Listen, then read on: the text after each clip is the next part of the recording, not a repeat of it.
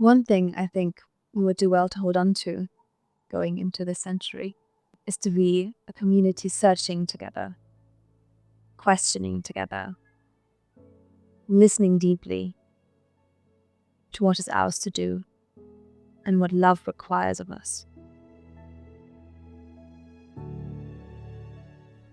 At the moment, we have to hold on to the truth and not be afraid to do the testimony in public, to be bold, to be bolder in pronouncement. Our work in our communities, in our meeting houses, the work we are doing for justice, the work we are doing faithfully, should not be done silently. Our minutes that talk about where we stand on important social issues, important issues of justice, should be in the forefront of our websites. We need to better tell the world what we're doing. The only way we can be the example is by showing we are an example. I hope in the future we're able to more proudly stand in the great work that we're doing so that people who have been harmed in other religions, people who want a place of love and care, can tell that that's where we are and that's who we are and why they should be among us, why we're worthy. And so the best way to do that is to do the work and then show that you're doing the work. Because of the political repression that really happened here, not just in Asia, but in other parts of the world. So there is this fear that's happening. Quakers must take the time to know what's happening with their neighbors and what's happening to friends all over the world. And when privilege strikes, the connection with what is happening, with what is going on, is very loose. One of the fundamental understandings or beliefs of Friends is in continuing revelation, which means we have to pay attention to what's going on in the world and how best we can respond to it in a way that's loving and compassionate. We've certainly changed a lot from the old way the Quakers operated. Clothing doesn't matter.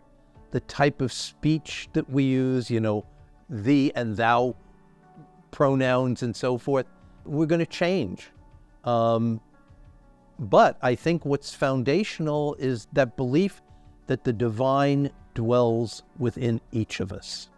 Every human being, as FCNL says, love thy neighbor, no exceptions. And who is my neighbor? Everyone is my neighbor, regardless of their nationality, regardless of their gender, their sexual orientation, their race. It doesn't matter. They are an emanation of the divine presence in the universe. Quakers should hold on to the silence and let go of anything else that is standing in the way of relationships with newcomers, with people of color, with women, with non-binary folks. Anything that stands in the way between the Quaker faith and marginalized communities, it can go. Because at the center of it all is not Quaker practice, it is the belief in love, most importantly. And if whatever you practice is not exemplifying the love that God that has for us and the love that we should have for God, it can go. Bye. As Quakerism moves further into the 21st century, I am an unlikely person probably to ask us to remember the 17th century. I think we fetishize our history, we misunderstand our history. But there is something about our history that I'd like us to think about. And that actually comes in the form of this rock. It's a piece of Furbank Fell. which is also called George Fox's pulpit. It's in northern England. It's in the middle of a sheep field in 1652. George Fox, who is largely credited with the formation of Quakers, he spoke to this gathering of thousands of seekers. They weren't there seeking George Fox or Quakers. We didn't exist. Nobody really knew who he was. He was a guy that got beaten up a lot. But he spoke to them, and they spoke to each other. From this comes us. And from this place comes this rock. But I didn't peel this rock away. This rock was peeled away by erosion. Furbank Fell is falling into that sheep field right now. Things fall apart. Furbank Fell is eroding. And that's okay. Being radically open to where the Spirit leads us asks us to be constantly ready to leave behind what we thought to be true that isn't. It's not about letting go of any sense of certainty. But I think it's important to carry forward a willingness to think it possible that we may be mistaken, and a willingness to leave behind what we find no longer to be true. Thank you for watching this episode of QuakerSpeak.